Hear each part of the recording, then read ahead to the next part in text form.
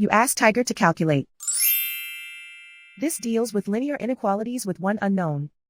The final result is n smaller than 4. Let's solve it step by step. Group all constants on the right side of the inequality. Add 4 to both sides.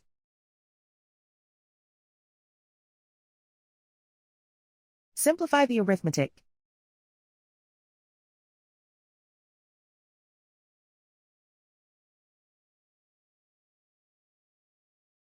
Isolate the n. Divide both sides by 4.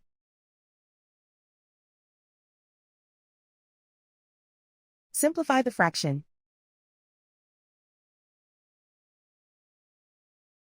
Find the greatest common factor of the numerator and denominator.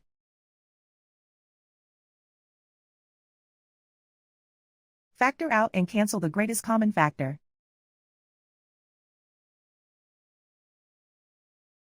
Plot the solution on a coordinate grid. And so the final result is n smaller than 4.